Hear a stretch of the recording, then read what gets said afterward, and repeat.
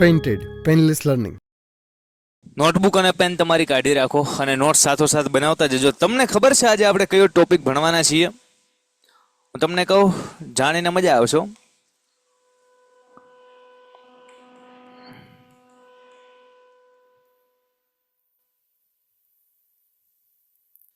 આપણે છે એ 4 chapter complete કર્યા, 2 પોયમ કમ્પ્લીટ કરી, ટેન્સ કમ્પ્લીટ કર્યા, કન્જેક્શન કમ્પ્લીટ કર્યા અને હવે વારો છે ગ્રામરના એક ટોપિકનું નામ છે એક્ટિવ પેસિવ વોઇસ. હે ને? સરસ મજાનું ફોકસ રાખજો. જેટલું ફોકસ સરખું હશે એટલો આ ટોપિક મસ્ત સમજાશે. એકદમ ઇઝી ટોપિક છે, માખણ જેવો બનાવી અને સમજાવી દઈશ, પણ એના માટે સરસ મજાનું ફોકસ તમારે રાખવાનું છે. રેડી છો બધા આ ટોપિક માટે? લ્યો 1 સેકન્ડ કમેન્ટ ઓન કરું છું, મને કહી દો. હેડિંગ સરસ મજાનું મારી દો, બહુ મજા આવવાની છે. જેટલો ડર હોય ને કે એક્ટિવ પેસિવ વોઇસ બહુ અઘરું હોય, જેને બીવડાવ્યા છે ને એ બધો ડર આજે નીકળી જાય ને તો જ બકે. રેડી? રેડી? હોવે હોવે સે વરસાદ કેવો છે, છાંટા છાંટા ચાલુ જ રહે છે. બોલો, ઘડીક બંધ રહે છે ખાલી. અને ક્યારેક અચાનક ફૂલ પડે ને તો તૂટી પડે, અચાનક એવો વરસાદ છે. યસ પાજી, ચલા કરતે હે આજ કા કાર્યક્રમ શરૂ. ધ્યાન આપો. એક્ટિવ પેસિવ વોઇસ જ્યારે સ્ટાર્ટ કરીએ ને ત્યારે બેઝિક વસ્તુ આપણને આ ખ્યાલ હોવો જોઈએ કે એક્ટિવ વોઇસનો અર્થ થાય કર્તરી વાક્ય અને પેસિવનો મતલબ થાય કર્મણી વાક્ય. જો હજી સ્ટાર્ટ કર્યું છે, સાથોસાથ તમે નોટ્સ બનાવતા જશો અને હું જે બોલું છું એને ધ્યાનપૂર્વક સાંભળતા જશો ને. ફરી વાર કહું છું, ગમે એવો અઘરો ટોપિક હોય ને માખણની જેમ ઇઝી કરી દઉં ને તો જ બકે. ફોકસ તમારું 100% જોઈએ છે મને. તો તમે શીખ્યા કે એક્ટિવ વોઇસ એટલે કર્તરી અને પેસિવ વોઇસ એટલે કર્મણી વાક્ય પ્રયોગ. હવે કર્તરીમાં કર્તા નામનો શબ્દ છે, દેખાય છે કર્તા, અને કર્મણીમાં કર્મ નામનો શબ્દ છે. હવે તમને ખ્યાલ હોય તો કર્તાને ઇંગ્લિશમાં આપણે સબ્જેક્ટ કહેતા હતા અને કર્મને ઇંગ્લિશમાં આપણે ઓબ્જેક્ટ કહેતા હતા. ઓકે, મારે જો વ્યાખ્યા આપવી હોય ને કે કર્તરી વાક્ય પ્રયોગ એટલે કે એક્ટિવ વોઇસ કોને કહેવાય, તો હું એમ આપી શકું કે જે વાક્યમાં કર્તા મુખ્ય સ્થાને હોય એને એક્ટિવ વોઇસ કહેવાય. મતલબ જે વાક્યમાં કર્તાનું સૌથી વધુ મહત્વ છે એ એક્ટિવ વોઇસ છે. એક્ઝામ્પલ, હું દોડી રહ્યો છું, તો જો હું દોડી રહ્યો સાહેબ, હું, તેમાં કર્તાનું મહત્વ છે કેમ કે કર્તા આગળ આવ્યો. હું તમને એમ કહું કે જેઠાલાલ જલેબી ફાફડા જમી રહ્યા છે, તો જેઠાલાલ પેલા આવ્યું એટલે એક્ટિવ વોઇસ છે, એનું મહત્વ મુખ્ય સ્થાને છે એટલે છે. તો પેસિવ વોઇસની વ્યાખ્યા આપણને આમ નામ સમજાઈ જાય. જો એક્ટિવ વોઇસ એટલે જે વાક્યમાં કર્તાનું મુખ્ય મહત્વ હોય, તો અહીંયા જે વાક્યમાં કર્મનું મુખ્ય મહત્વ હોય, કર્મ મુખ્ય સ્થાને હોય, આમાં કર્તાનું મહત્વ હોય, આ પેસિવમાં કર્મનું મહત્વ હોય. એનું એક એક્ઝામ્પલ આપું. જલેબી ફાફડા જેઠાલાલ દ્વારા ખવાઈ રહ્યા છે, તો પેલા હું બોલ્યો ને એમાં તો જેઠાલાલ જલેબી ફાફડા, તો જેઠાલાલનું મહત્વ હતું એટલે એ એક્ટિવ વોઇસ હતું. કર્તા નું મહત્વ એટલે કર્તરી વાક્ય. પણ હવે જલેબી ફાફડા જેઠાલાલ ખાય છે અથવા જલેબી ફાફડા જેઠાલાલ દ્વારા ખવાય છે, તો આગળ જલેબી ફાફડા આવી ગયા એટલે જલેબી ફાફડાનું મહત્વ વધી ગયું, એટલે કર્મનું મહત્વ વધી ગયું, એટલે કર્મણી એટલે પેસિવ વોઇસ. અહીંયા લખવું જો, ધીમે ધીમે મસ્ત સમજાશે. હા, જોજો. હું અહીંયા લખું કે જેઠાલાલ ઇટ્સ જલેબી ફાફડા. ઓકે, હવે હું આનું નાનું પેસિવ વાક્ય કરું તો કેવું થાય? ધ્યાન આપજો. આનું passive, jalebi fafda is eaten by Jethalal. તમે એક વાક્યને વ્યવસ્થિત રીતે સમજી લેશો ને એટલે તમને એક્ટિવ પેસિવ વોઇસ ઇઝીલી સમજાશે. આ એક વાક્યને ધ્યાનથી સમજી લો, બહુ ઇઝી છે. જોજો, આજે પેલું સેન્ટેન્સ છે ને એમાં અહીંયા જેઠાલાલનું મહત્વ છે એટલે આ એક્ટિવ વોઇસ છે, અને બીજા વાક્યમાં જલેબી ફાફડાનું મહત્વ છે એટલે આ પેસિવ વોઇસ છે. પણ એ પહેલા તમને બેઝિક વસ્તુ આટલી તો ખબર જ હોવી જોઈએ કે આ જેઠાલાલ છે એ વાક્યનો કર્તા છે, એટલે કે વાક્યનો સબ્જેક્ટ છે. જેઠાલાલ વાક્યનો કર્તા છે, પછી આ ઈટ એટલે જમવું થાય, તો આ જમવું ઈ ક્રિયા દેખાડે, અને ક્રિયા દેખાડે એને આપણે ક્રિયાપદ કહીએ. તો આ ઈટ જે છે એ ક્રિયાપદ છે. પ્લે લખ્યું હોય રમવું તો એ પણ ક્રિયાપદ છે. સિંગ એટલે ગાવું લખ્યું હોય તો એ પણ ક્રિયાપદ છે. સ્પીક લખ્યું હોય બોલવું એ પણ ક્રિયાપદ છે. જે શબ્દ ક્રિયા દેખાડે એમાં ક્રિયાપદ છે. ઈટ એટલે જમવાની ક્રિયા હોય તો આ ક્રિયાપદ છે. જેઠાલાલ માણાનું નામ છે એટલે એ કરતા છે. આ વાક્યમાં જે કામ થાય છે એ કરનાર કોણ છે? એ કામ ધંધો કરે છે કોણ? જેઠિયો. જલેબી ફાફડા કોણ ખાય છે? જેઠિયો. તો જે કામ કરતો હોય એને કહેવાય કરતા. જે ક્રિયા થતી હોય એને કહેવાય ક્રિયાપદ. અને આ જલેબી ફાફડા શું છે? તો કે જે કરતા જેની ઉપર કામ કરે એને કર્મ કહેવાય. કરતા જેની ઉપર કામ કરે એને કર્મ કહેવાય. જેઠાલાલ કોને હળી કરે? જોત વાક્યમાં જલેબી ફાફડાની. શું એ કર્મ છે આપણો? બીજી રીતના કહું કે કર્મ કોને કહેવાય? વાક્યમાં કરતા ક્રિયાપદ અને પછી મોટે ભાગે જે શબ્દ આવે ને એ કર્મ હોય. બરાબર છે. પણ યાદ એમ રખાય કે વાક્યનો કરતા જેની હળી કરે એને કર્મ કહેવાય. વાક્યનો કરતા જેઠિયાને હળી કરે. આગળ જેમ જેમ વધુ એક્ઝામ્પલ સમજતા જશું એમાં વસ્તુ ક્લિયર થશે. પણ અત્યાર સુધીમાં આપણને યસ કરતા ક્રિયાપદ અને કર્મને અલગ અલગ ઓળખતા આવડી ગયા છે. હવે આ કર્તાને ઇંગ્લિશમાં શું કહેવાય? કર્તાને ઇંગ્લિશમાં સબ્જેક્ટ કહેવાય. હે ને? અહીંયા લખી દઉં છું તો હું ટૂંકમાં એને સબ લખીશ. ક્રિયાપદને ઇંગ્લિશમાં વર્બ કહેવાય તો એને તો વર્બ જ લખીશ, નાનો શબ્દ. અને કર્મને ઇંગ્લિશમાં ઓબ્જેક્ટ કહેવાય તો અહીંયા ઓબ્જેક્ટ લખીશ. રેડી? એક્ટિવમાંથી પેસિવમાં જવા માટે એક્ટિવ વોઇસમાં કર્તાનું મહત્વ હોય તો પેસિવ વોઇસમાં કર્મનું મહત્વ હોવું જોવે. મારે પેસિવ બનાવવું છે ને, મને આપેલું વાક્ય છે એ કેવું છે? તો કે એક્ટિવ વોઇસનું છે. મારે એમાંથી જવું છે કેમાં? તો કે પેસિવ વોઇસમાં. તો પેસિવ વોઇસમાં તો કર્મનું મહત્વ હોય, પેસિવ વોઇસમાં તો કર્મનું મહત્વ હોય. તો આ હતું કર્તાનું મહત્વ એટલે એક્ટિવ વોઇસ. મારે બનાવવું છે પેસિવ તો કર્તા ન હાલે, મારે આગળ કર્મ લેવો પડે કેમ કે મારે તો કર્મણી બનાવવું છે. એટલા માટે આ કર્તાની બદલે કર્મ આવે એટલે જલેબી ફાફડા આગળ આવ્યા. જેઠાલાલને આપણે પાછળ મોકલી દો કેમ કે એનું મહત્વ નથી દેખાડવું. હવે આપણે આ કર્મનું મહત્વ દેખાડવું છે એટલે આગળ. સમજાય? બાકી તમે ગોખી શકો આમ યસ કે એક્ટિવ પેસિવ કરવાનો પ્રથમ રૂલ એ છે કે કર્તાની બદલે કર્મ અને કર્મની બદલે કર્તા. પણ દાદા એ તો સમજાવો કે કર્તાને બદલે કર્મ અને કર્મને બદલે કર્તા શા માટે? સમજો, તમને સમજાય છે? બહુ ઈઝી કે અહીંયા કર્તા આગળ છે એનો મતલબ કર્તાનું મહત્વ આ વાક્યમાં વધુ છે એટલે આ વાક્ય એક્ટિવ વોઇસનું છે. પણ મારે આને જો પેસિવમાં લઈ જવું હોય તો કર્તાનું મહત્વ ન આવે તો કર્મનું મહત્વ આવે. તો આ વાક્યનો કર્મ કયો છે? જલેબી ફાફડો. તો જલેબી ફાફડો આગળ આવ્યો એટલે આ જલેબી ફાફડો એ આપણો કર્મ છે. એટલે કર્મનું મહત્વ વધી ગયું એટલે આ પેસિવ વોઇસ થઈ ગયું. રેડી? તો એટલા માટે જેઠાલાલ છેલ્લે અને જલેબી ફાફડા આગળ. પણ વિચાર કરો, લાઈનમાં બે ત્રણ ભાઈઓ ઊભા છે, પપ્પા છે, ચોકલેટ લાવ્યા છે અને મારો વારો પેલા હોય અને મને એમ કે ભાઈ તમે છેલ્લે વયા જાઓ તો મને નો મજા આવે ને. આ જેઠિયાનો વારો પેલા હતો એને તમે કહો છેલ્લે વયા જાઓ તો એને હખણો ન રહે. એ હખણો ન રહે તો હખણો કેમ રહેશે? એકમાત્ર ઉપાય એને પવણાવી દો. એ નહીં હલે નહીં ચલે, એ બહુ ડાયો થઈ જશે, બહુ હખણો થઈ જશે. હે ને? સો આ જેઠાલાલને છે એ આપણે પવણાવી દીધો. તમે જોવો અહીંયા બાઈ જેઠાલાલ. સમજાય? તો કે સાહેબ અહીંયા દયા જેઠાલાલ લખવી તો હાલે, મૂળ તો તમે પવણાવવાની વાત કરો છો, અહીંયા બાઈ લખ્યું તમે નો હાલે. ઓય નો હાલે, આવું બધું હાલે નહીં. તો અહીંયા દયા જેઠાલાલ નો આવે, બાઈ જેઠાલાલ. રેડી? સો જેઠાલાલ જ્યારે પહેલો ચોકલેટ લેવા વાળો માણસ છે ને છેલ્લે મોકલશો તો એના ધીંગાણા કરશે ને ધીંગાણા ન કરે એટલે બાઈ લખીને એ નામ લખાય. પણ જલેબી ફાફડા તો છેલ્લો હતો, એનો વારો પહેલો આવ્યો ચોકલેટ લેવામાં, દોડતો દોડતો આવે એને કાંઈ ન લગાડાય.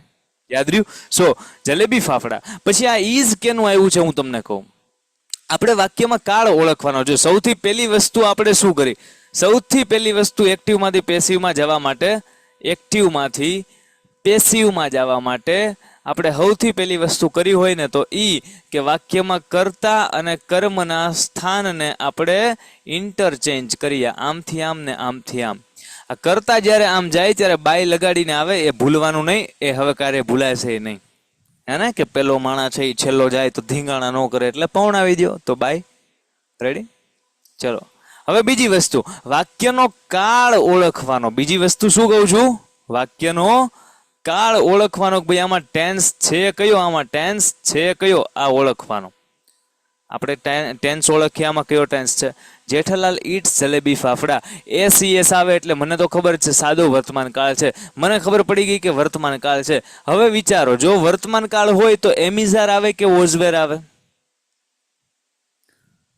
વર્તમાન કાળમાં એમિઝાર આવે. તો જલેબી ફાફડા એમ, જલેબી ફાફડા ઇઝ કે જલેબી ફાફડા આર? તો કે સર જલેબી ફાફડા ઇઝ, તો બીજો શબ્દ કાળ વાળો આવ્યો. અહીંયા સવાલ એ પણ થાય કે સર જલેબી ફાફડા તો ઝાઝા બધા ન હોય કેમ? તો બહુવચન છે તો જલેબી ફાફડા આર નો આવે? નો આવે. પાણીપુરી ઇઝ જ બોલાય. ભલે તમે 2 પ્લેટ ખાઈ જતા હોય, 8 દૂન 16 પાણીપુરી, માથેની 2 મસાલા પૂરી, ટોટલ 20, પણ છતાં પાણીપુરી ઇઝ જ બોલાય. સમજાય? કેમ કે એક યુનિટ છે. તો અહીંયા એક જલેબી ફાફડા એક નામ છે, યુનિટ છે, તો એ જલેબી ફાફડા ઇઝ. સમજાય? જલેબી ફાફડા. પછી આપણે કાળનો શબ્દ મૂક્યો. પેલા આપણે કરતા કર્મને ફેરવ્યા, પછી આપણે કાળનો શબ્દ મૂક્યો. હવે આગળ પેન્ટેડ એપ્લિકેશન ધોરણ 6 થી 12 ના વિદ્યાર્થીઓ માટે અપડેટ થઈ ચૂકી છે. આ એપ્લિકેશનમાં શું છે? બધા જ વિષયના વિડીયોઝ છે. ગુજરાતની બેસ્ટ ફેકલ્ટી દ્વારા લાઈવ લેક્ચર્સ છે. આઈએમપી પ્રશ્ન છે, ટેસ્ટ સિરીઝ છે, અને ગુજરાતના તમામ વિદ્યાર્થીઓ સાથે તમે તમારી કમ્પેરિઝન કરી શકો છો. ગેમિફિકેશન છે અને બીજું ઘણું બધું. તો તમે એપ્લિકેશન ડાઉનલોડ ન કરી હોય તો ડિસ્ક્રિપ્શનમાં લિંક આપી છે. હમણાં જ પ્લે સ્ટોર ઉપર જાઓ અને એપ્લિકેશન ડાઉનલોડ કરો. ઘરે બેઠીને સરસ મજાનું ગુજરાતની જોરદાર ફેકલ્ટી સાથે ભણો, સારા માર્ક્સે પાસ થાઓ. હું લાઈનમાં કરું. પેલા જેઠાલાલનો કાર્યક્રમ કર્યો, જેઠાલાલને બદલે જલેબી ફાફડા. પછી કાળ યાદ આવ્યો તો મેં અહીંયા લખ્યો કાળ દર્શક શબ્દ જે કાંઈ પણ હોય. હવે હું પૈગો ઈટ એ, તો ઈટ, એટ અને ઈટન આ મેં V3 કર્યું. શું કર્યું? V3 કર્યું. તમને સવાલ થાય સર તમે ઈટનું ઈટન કેમ કર્યું? હું તમને કહું, તમારે જ્યારે એક્ટિવમાંથી પેસિવમાં જવું છે ને, ત્યારે ફરજિયાત એક્ટિવમાંથી પેસિવમાં જવું હોય એટલે V3 કરવું જ પડે. છૂટકો જ નથી પ્રભુ, V3 કરવું જ પડે. એક્ટિવમાંથી પેસિવમાં જાવ એટલે V3 કરવું જ પડે. તો અહીંયા મને ઈટ આપેલું હતું તો હું ઈટનું ઈટ ના રાખી શકું. તો સર તમે ઈટન કેમ કર્યું? તો મને ખબર હતી. સાહેબ તમને શું ખબર હતી? તો કે આ ઈટના 3 રૂપો, ઈટ, એટ અને ઈટન, આ 3 રૂપો મને ખ્યાલ હતી. V1, V2 અને રેડી, આવડું આ પેલું, આવડું આ બીજું અને આવડું આ V3. તો મારે કયું લખવાનું છે? ઈટ, એટ કે ઈટન? તો કે હંમેશા V3 કરવાનું. તો V3 કયું છે? ઈટન. તો મેં અહીંયા ઈટ્સ હતું તો મેં એનું શું કરી નાખ્યું છે? ઈટન. રેડી? ચલો, જેઠાલાલને બદલે જલેબી ફાફડા. પછી કાળ એટલે SES વર્તમાન કાળ. વર્તમાન કાળમાં એમિઝાર, jalebi fafda is, eat, ate, eaten. અને હવે જલેબી ફાફડા પોઈગો, કર્મએ પોઈગો. તો કર્તાને બદલે કર્મ લખ્યો તો કર્મને બદલે કર્તા લખવો પડશે. કા જલેબી ફાફડાને બદલે હું આ જેઠાલાલ લખું? Yes sir, Jethalal. પણ એને બાય લગાડીને જેઠાલાલ, બાય જેઠાલાલ. ક્લિયર થાય? સમજાય? આ એક સેન્ટેન્સ જેટલાને સમજાણું ને, બિલીવ મી, આખું એક્ટિવ બેસિવ મસ્ત માખણની જેમ સમજાશે. એકવાર ધ્યાનથી અહીંયા લખેલી વસ્તુ છે એને જુઓ, સાથોસાથ નોટ્સ બનાવતા જાઓ અને મને કયો કમેન્ટમાં કે અહીંયા સુધી ખ્યાલ આવ્યો કે ના આવ્યો. એકવાર પહેલા વાંચી લો, એકવાર સમજો, જાતે પણ સમજો. મને કયો. ચલો તમારી કમેન્ટ્સ ઓન કરું છું. મજા આવે કે મજા ના આવે? હે એવરીવન? ચલો ભાઈ તમારી કમેન્ટ્સ ઓન. જેટલું ફોકસ વધુ ને એટલું સરસ મજાનું સમજાશે. ટોપિકમાં કંઈ છે નહીં, એકદમ ફુદ્દુસો ટોપિક છે. કોણ બીવડાવે છે? લાવો એને મારી પાસે અહીંયા. પછી મોજ આવે એવો જ ટોપિક છે, આમાં કઈ અઘરું હે જ નહીં.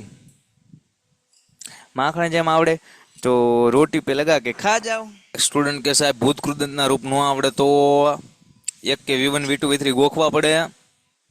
જો સમજવા જેવી વાત છે, જેટલા V1, V2 અને V3 તમને આવડતા હશે ને, એટલા એક્ટિવ પેસિવના આન્સર તમારા કરેક્ટ થશે. જો તમને એ જ નહીં ખબર હોય કે ભાઈ આ ઈટ આપેલું છે તો આ ઈટનું મારે ઈટન કરવાનું છે, એ ખબર જ નહીં હોય. ઈટનું તો સાહેબ આવડતું નથી કે ઈટ એટ ને ઈટન થાય. મને તો એમ કે ઈટનું ઈટેડ, તો હું ઈડી લગાડી દઉં બધી કે. તો એ કેવું વાક્ય થાય? ઈટનની બદલે લખે ઈટેડ, એટલે સાહેબ સીધો ચોકડો મારે. કેમ કે બધા ઈડી લગાડીને કઈ V3 થાય નહીં. પ્લે હોય તો પ્લેડ અને પ્લેડ થાય. યસ, સમજાય? સો હા, V1 V2 અને V3 યાદ રાખવા જ પડશે. હું તમને છે ને એક લિસ્ટ મોકલીશ, હા ને, V1 V2 અને V3 નું. એ લિસ્ટ છે એ સરસ મજાનું તમારી આ નોટ્સ બનાવો છો એ નોટબુકમાં એડ કરી નાખજો, લખી નાખજો. ડેઈલી થોડાક શબ્દ કરતા જજો. જ્યાં સુધીમાં એક્ટિવ પેસિવ પૂરું થાય ત્યાં સુધીમાં એ પીડીએફમાં આપેલા બધા જ શબ્દ તમારે થઈ જવા જોઈએ ફરજિયાત. સમજાય છે? એટલે ટોપિક આવડતો હોય અને આપણને V1 V2 અને V3 આવડતા હોય તો આખો 1 માર્ક્સ મળે. એક્ઝામમાં 2 માર્ક્સની વસ્તુ પૂછાય, પણ ખાલી 10મા માટે ભણો છો એમ ના ભણો. તમને ખ્યાલ ન હોય તો તમે અત્યારે જે લેવલનું ગ્રામર ભણો છો ને એ 11થમાં પણ કામ આવવાનું છે, એ 12થમાં પણ કામમાં આવવાનું છે. અત્યારના એ લેવલ એ હદે તમે કોન્સેપ્ટ ક્લિયર કરી રહ્યા છો ને કે 11th અને 12thનું ગ્રામર તો મતલબ આમ સિંગના ફોતરા બરાબર લાગશે. સમજાય? તો સાથોસાથ V1 V2 V3 કરી નાખજો. હું તમને PDF મોકલી દઈશ. શાબાશ, હું કાલે જ બધા તૈયાર કરી નાખીશ. અરે મેઇન વર્બને શું અથવા કોને પ્રશ્ન પૂછવાથી કર્મ મળે? હા, વાત તો સાચી છે. વોટ અને વુમથી ક્વેશ્ચન પૂછો ને એટલે કર્મ મળે. બરાબર છે. એ તમે વસ્તુ ગોખો નહીં તોય તમને ખ્યાલ આવે. સમજાવું જો એ ભાઈ શું કહે છે ખબર છે? ક્યાં સમજશો? અહીંયા સમજી નાખું છું. ચલો, વાક્યમાં તમારે કર્મ ગોતવો હોય ને, વાક્યનો કર્મ તમારે અગર ગોતવો છે, કર્મ ગોતવો છે, વાક્યમાંથી ઓબ્જેક્ટ ગોતવો છે, then you should ask a question either with what or with whom. કાં તો તમે what થી પ્રશ્ન પૂછો અને કાં તો તમે whom થી પ્રશ્ન પૂછો. તમને આપેલા સેન્ટેન્સમાં કયો શબ્દ છે એ કર્મ છે એ મળી જશે. કાં શુંથી કર્મ પૂછો અને કાં તો કોનેથી પ્રશ્ન પૂછો. અહીંયા સેન્ટેન્સમાં જુઓ તમે શુંથી પ્રશ્ન પૂછો અથવા કોનેથી મળી જશે. જેઠાલાલ જલેબી ફાફડા ખાઈ રહ્યો છે. જેઠાલાલ શું ખાઈ રહ્યો છે? તો જવાબમાં એવું જલેબી ફાફડા. એટલા માટે જલેબી ફાફડા કર્મ છે. બરાબર છે. એકાદું સેન્ટેન્સ હમણાં કોને વાળું આવે એટલે હું તમને કહું કે યસ કોનેથી પણ મળે તો ખરા. ફિલહાલ કન્ટિન્યુ કરીએ છીએ આપણો કાર્યક્રમ. ચલો, એક સેન્ટેન્સ એવું આપું, ટપુ પ્લેઝ ક્રિકેટ. હવે જો કેટલું સરસ રીતના છે, ધીમે ધીમે છે એ લાઈનમાં આપણને સમજાતું જાય. કોન્સેપ્ટ એકવાર ક્લિયર થઈ ગયો ને એટલા માટે. આ એક્ટિવ વોઇસ છે. મને સરે કીધું છે આનું પેસિવ વોઇસ કરવાનું, તો હું મારી બુદ્ધિ દોડાવી અને આનું પેસિવ કરવા જઈશ તો મને આવડે છે. શું? તો કે ટપ્પુભાઈ છે એ મારો સબ્જેક્ટ છે, એ રમે છે એ ક્રિયાપદ છે એટલે કે વર્બ છે, અને શું રમે છે? તો જવાબમાં આવ્યું ક્રિકેટ. એટલા માટે એ ઓબ્જેક્ટ છે. કાં તો શુંથી જવાબ મળી રહેશે, ના મળે તો પછી કોનેથી પૂછવાની નોબત આવશે. બેમાંથી એકથી મળી જ જશે તો ઓબ્જેક્ટ તરીકે ક્રિકેટ છે. મને રૂલ આવડે છે, સબ્જેક્ટ અને ઓબ્જેક્ટને ઇન્ટરચેન્જ કરો. ટપ્પુને બદલે અહીંયા આવશે ક્રિકેટ. પછી મને વાત નંબર 2 ખબર છે કે કાળ ઓળખો. તો SES છે એટલે વર્તમાન કાળ. વર્તમાન કાળ છે તો એમિઝાર કે વોઝવેર? એમિઝાર. હવે મને કયો ક્રિકેટ એમ, ક્રિકેટ ઇઝ કે cricket are? Cricket is. Cricket is. જો આને બદલે ક્રિકેટ, પછી કાળ ઇઝ, પછી પ્લે નું V3 પ્લેડ. પ્લે અને પ્લેડ. ઇઝી. આ V3 કર્યું મેં. કમ્પલસરી V3 બધાનું કરવાનું. અને ક્રિકેટ ઓબ્જેક્ટને બદલે સબ્જેક્ટ ટપુ, પણ ટપુને લગાડી દો બાય ટપુ. લ્યો, કામ ખતમ. Tapu plays cricket. Tapu cricket રમે છે. Cricket is played by Tapu. Cricket Tapu દ્વારા રમાય છે.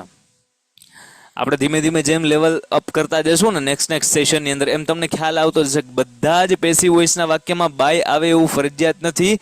બાય વગરના વાક્યોને પણ પેસિવ વોઇસના વાક્ય તમે લખી શકો અને કહી શકો. પણ એડવાન્સ કોન્સેપ્ટ છે જ.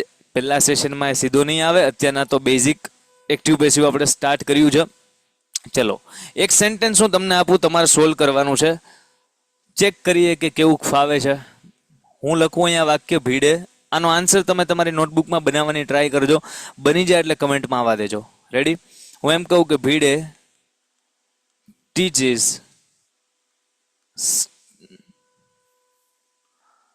હિસ્ટ્રી. ચલો, આનું પેસિવ કરો. આ એક્ટિવ છે, આનું પેસિવ કરો. આન્સર આવી જાય એટલે કમેન્ટ કરો. ભીડે ટીચીસ હિસ્ટ્રી. તમારી કમેન્ટ છે એને ઓન કરી દઉં. સાથોસાથ લખતા જાઓ છો ને બધા ભાઈ? જો હારોહાર થોડીક સ્પીડ વધુ લાગતી હોય, નહીં હોય કદાચ તો, પણ તોય લાગતી હોય તો યસ, સ્ક્રીનશોટ લઈ લેવાનો, અથવા સેશન કમ્પ્લીટ થાય પછી રેકોર્ડેડ સેશન આવે એમાંથી લખી નાખવાનું. પણ રેકોર્ડેડ સેશનની રાહે ના રહેવું, હે ને? આજનું કામ આજે જ પતાવું. સ્ક્રીનશોટ લાસ્ટમાં લઈ લેવા દઈશ. ચલો, જેને બાકી રહી ગયું હોય એ લખ નાખજો. अरे वाह, आप तो सारे आंसर देने लग रहे हैं. हिस्ट्री टोट बाय भिड़े, पण एमिजार वॉजवेर कुछ तो उसमें ऐड करो. हाँ, जो बहु इजी. आ भिड़े छे ए सब्जेक्ट छे, टीचिस छे ए वर्ब छे, अने हिस्ट्री छे ए ऑब्जेक्ट छे. ભીડે ને બદલે શું આવશે? હિસ્ટ્રી. હવે બીજો શબ્દ કાળનો શબ્દ છે, તો કાળ કયો છે? SES એટલે વર્તમાન કાળ છે. આમાં પણ તો વર્તમાન કાળ હોય તો શું આવે? એમિઝાર. તો હિસ્ટ્રી ઇઝ. ઘણા બધા સ્ટુડન્ટ્સ આ એમિઝાર મૂકવાનું ભૂલી ગયા, સીધું કે આનું હિસ્ટ્રી. પણ ટીચનું તો કે ટોટ. ટીચના 3 રૂપો શું થાય? તો કે ટીચ, ટોટ અને ટોટ. બીજું અને ત્રીજું રૂપ સેમ થાય. રેડી? સો મારે તો V3 લખવાનું હતું. ટીચ, ટોટ અને ટોટ આ V3 છે. ઓકે, ચલો આગળ વધીએ છીએ. હિસ્ટ્રી કાળનો શબ્દ SES છે એટલે વર્તમાન, એટલે હિસ્ટ્રી ઇઝ ટોટ, અને હિસ્ટ્રીને બદલે બાય ભીડે. આ અત્યારના લખીને આટલું મસ્ત ધીમે ધીમે આપણે સમજીએ છીએ. પણ નેક્સ્ટ સેશનમાં તમારી એટલી સ્કિલ ડેવલપ થઈ ગઈ હશે કે તમે ખાલી સેન્ટેન્સ જોશો ને તરત ફટાક સારાનો આન્સર આપશો. તમને ખબર પડી જાય અહીંયા જાવ. પણ એના માટે થોડી ઘણી પ્રેક્ટિસ આજે આપણે કરવી પડશે. હજુ એક સેન્ટેન્સ આપું? યસ ઓર નો? હજુ એક સેન્ટેન્સ જોવે છે? સોચ કે આન્સર દે. ના, એવું ના થાય કે ઈઝ જ ભૂલી ગયા પાછું. હાલો, હજી એકવાર કોશિશ કરી લો. સોઢી. તમે જો, આપણને એક્ટિવ પેસિવ આવડે એટલે હું સ્પેશિયલ ગોકુલધામ સોસાયટીમાંથી એક ને ખેઈને લાવું છું. આ ધ્યાન આપજો. સોઢી. ચલો, હું એમ કહું Sodhi drew a car yesterday. ચલો, આનું પેસિવ કરો. વાક્ય જોજો તો ખબર પડશે કે આમાં વર્તમાન કાળ નથી. અહીંયા વાક્યમાં ડ્રૂ લખેલું છે. ડ્રાઈવ ના 3 રૂપો થાય: ડ્રાઈવ, ડ્રૂ અને ડ્રીવન. તો આપણે અહીંયા ડ્રૂ એટલે કે V2 એટલે કે ભૂતકાળ આપેલો છે, તો એમિઝાર નો કરતા વોઝવેર આવે. અને એ ડ્રૂ આપેલું હોય કે ડ્રાઈવ આપેલું હોય, જે આપેલું હોય આપણે હંમેશા શું કરવાનું? V3 driven. ચલો, હવે મેં તમને બધું કહી દીધું છે. અને અન્ય શબ્દ કોઈ તમને દેખાય તો એઝ ઇટ ઇઝ આમ નામ રાખવાના. અલા એ મારા બટા આન્સર આવવા મીના છે. બોલો ફટાફટી. ચંગા હેજી આપકા તો હાલી ગયું. હા, તમારું હાલી ગયું. ચલો, સોઢી છે એ સબ્જેક્ટ છે, ડ્રાઈવ કરવું એ ક્રિયાપદ કહેવાય, અને ગાડી છે એ ઓબ્જેક્ટ છે, અને યસ્ટરડે છે એ અન્ય શબ્દ છે, અધર વર્ડ્સ છે. અધર વર્ડ્સ એટલે કે અન્ય શબ્દ છે. રેડી? સોઢી શું ચલાવે છે? તો જવાબમાં ગાડી આવે. તો હા, શું અને કોનેથી જે પૂછો એનાથી ઓબ્જેક્ટ આવે. તો શું ચલાવે? ગાડી. એટલા માટે ઓબ્જેક્ટ છે. ગાડી ચલાવવી ક્રિયાપદ છે, ને સોઢી માણા એટલે એ સબ્જેક્ટ છે, અને યસ્ટરડે અન્ય શબ્દ. જેને ના સમજાણું હોય ધ્યાન આપી દો, જેને સમજાણું હોય એકવાર ચેક કરી લો. તો સોઢીને બદલે આગળ લખશું અકાર. ભૂતકાળ છે. ડ્રૂ એટલે કે ભૂતકાળ. કઈ ગયું? ડ્રૂ એટલે કે ભૂતકાળ છે. ભૂતકાળ હોય તો શું આવે? વોઝ અથવા વેર આવે. તો તમે મને કયો અકાર વોઝ કે વેર? તો કે સર અમે તો આખો આન્સર આપ્યો અકાર વોઝ. હવે ડ્રૂ હોય કે ડ્રાઈવ હોય, મને તો V3 આવડે. આનું ડ્રીવન મારે તો V3 જ કરવાનું ને. અકાર વોઝ ડ્રીવન, અને અકારને બદલે by Sodhi. By Sodhi. Yesterday તો યસ્ટરડે, નો ચેન્જ. સમજલા? હવે આ રીતે આન્સર લખ્યું હોય તોય સાચો છે, અને આ જ આન્સરને હું બીજો આ રીતે પણ લખી શકું તોય પણ સાચો. જોજો, તમે ચેક કરો શું ફેર છે. A car was driven yesterday by Sodhi.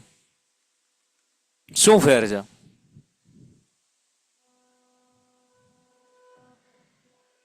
ફેર એમ છે કે અહીંયા લાઈનમાં જેમ છાતું હતું, સોઢીનું આ, કાલનું વોઝ, આનું આ, અને કારને બદલે સોઢી, તો એ લાઈનમાં એમ હતું, અને યસ્ટરડે છેલ્લે હતું તો એ છેલ્લે હતું. પણ આમાં કેમ કર્યું છે? તો કે બાય વાળી વસ્તુ છેલ્લે લખી. જો અ કાર વોઝ ડ્રીવન, ત્યાં સુધી તો same a car was driven.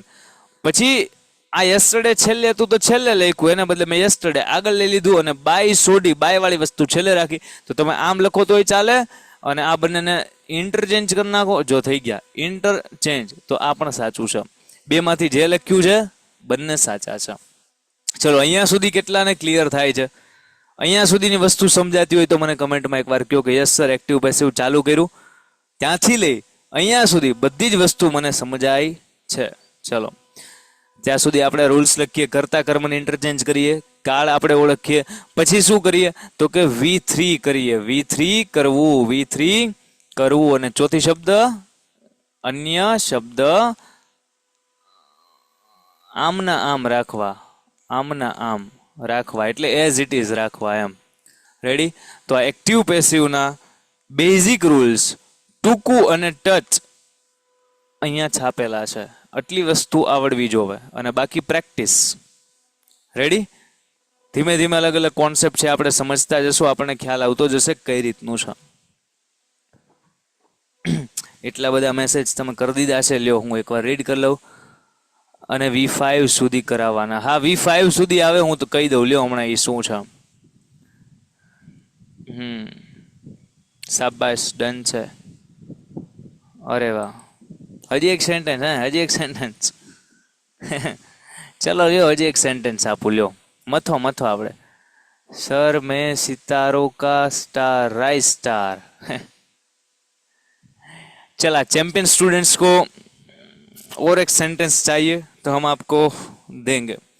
एक स्टूडेंट कहते तो सर V1 V2 V3 ने V5 સુધી આવે. હા ભાઈ આવે, હે ને? એકવાર સમજાઈ દઉં ચલો, એટલે પછી કઈ વાંધો નહીં. આ હું જ ખબર છે રમતું છે, કઈ છે નહીં ભાઈ. હું તમને એમ કહું કે V1 માં હું પ્લે લખું તો સાહેબ લખો તમે કે. તો એનું V2 શું થાય તો કે સર પ્લેડ થાય. એનું V3 શું થાય તો કે સર ઈ પ્લેડ થાય. આ V4 ને V5 કાંઈ નથી. V4 નો મતલબ ING વાળું રૂપ એટલે કે પ્લેઇંગ, અને V5 મતલબ SES વાળું રૂપ મતલબ કે પ્લેઝ. લ્યો કાંઈ હતું. V4 એટલે ING વાળું રૂપ અને V5 એટલે S અથવા ES વાળું રૂપ. કંઈ બાકી છે નહીં. ઈઝી. તો આ કઈ પાકા થોડા કરવાના હોય, તો ખબર પડે ને. પ્લેમાં પ્લેઇંગ થાય, પ્લેનું પ્લેસ થાય. ઈઝી છે. ચલો એક સેન્ટેન્સ તમારા માટે પ્રેક્ટિસનું અહીંયા હાજર થયું. આન્સર આપજો. હું એમ કહું કે Tarak Mehta wrote an article. Tarak મહેતાએ એક આર્ટિકલ લખ્યો લાસ્ટ વીક, ગયા અઠવાડિયે. આનો આન્સર આપી દો તો માનું. ચલો આનો આન્સર આપી દો તો માનું. આ તમને ખ્યાલ ન હોય તો કહી દઉં. આ વ્રોટ છે એ ક્યાંથી આવ્યું છે. બાકી હવે નેક્સ્ટ સેશનમાં PDF તમને મોકલી દઈશ. હમણાં એટલે આવતીકાલે, હે ને? એટલે પછી ધીમે ધીમે તમારે બધા શબ્દો કરતા જવાના છે. પછી આવા હું નહીં લખાવું, તમને આવડવા જોવે. આના 3 રૂપ છે, રાઇટ, વ્રોટ અને written. તો આમાં કયું રૂપ આપેલું છે આપણને? વ્રોટ એટલે કે બીજું રૂપ એટલે કે ભૂતકાળ આપેલું છે, એટલે એમિઝાર નહીં આવે. વિચારજો શું આવે. અને જે આપેલું હોય, આ આપેલું હોય તોય આપણે V3 જ કરવાનું હોય, અને આ આપેલું છે તોય આ જ કરવાનું છે. એટલે આપણને આવડવા જોવે. ચલો આનો આન્સર આવવા દો. Tarak Mehta wrote an article last week. શું કંઈક લાંબી કમેન્ટ ગઈ. Article was written by Tarak Mehta. અચ્છા, 3 વાર એકને કમેન્ટમાં આન્સર આપ્યો. ગજબ, ઓ ગજબ. SS સ્ક્રીનશોટ લેવો છે. ચલો આ એક સેન્ટેન્સ પતાવી નાખીએ, પછી સ્ક્રીનશોટ લેવા દઈએ. ચલો આનો આન્સર છાપીએ છીએ, ધ્યાન આપજો. તારક મહેતા એ કર્તા છે વાક્યના. વ્રોટ એટલે લખવું એટલે ક્રિયાપદ, અને શું લખે છે તો આર્ટિકલ એટલે ઓબ્જેક્ટ. લાસ્ટ વીક અન્ય શબ્દ. આન્સર લખતી વખતે તારક મહેતાને બદલે એન આર્ટિકલ. કાળ તો કે સરજી ભૂતકાળ હોય તો વોઝ વેર, તો એન આર્ટિકલ વોઝ. આર્ટિકલ્સ લખેલું હોત તો આર્ટિકલ્સ વેર આવે. અહીંયા આર્ટિકલ્સ લખેલું હોત તો આગળ આર્ટિકલ્સ આવે. આર્ટિકલ્સ બહુવચન તો આર્ટિકલ્સ વેર આવે. પણ અહીંયા એક આર્ટિકલ, એન આર્ટિકલ, બરાબર છે. તો an article was write, wrote અને written. An article was written by Tarak Mehta last week. અથવા તો આ જ આન્સર બીજી રીતે તમને લખતા હવે આવડી ગયો છે કે an article was written last week by Tarak Mehta. લાસ્ટમાં પણ લખી શકો, અને અહીંયા લખ્યું છે એ પણ સાચું છે, અહીંયા લખો તો પણ સાચું છે. રેડી? ચલો હવે સ્ક્રીનશોટ સરસ મજાનો લઈ લો. આજનું એક્ટિવ પેસિવનું બેઝિક સરસ મજાનું રહ્યું છે, આપણને આવડ્યું છે. ચલો સેજ ઝૂમ કરી અને પછી 2-3 સ્ક્રીનશોટ લઈ લો એટલે વ્યવસ્થિત તમે લખી અને સમજી શકો. ચલો પેલા અહીંયા સુધી લઈ લો સ્ક્રીનશોટ સરસ મજાનો.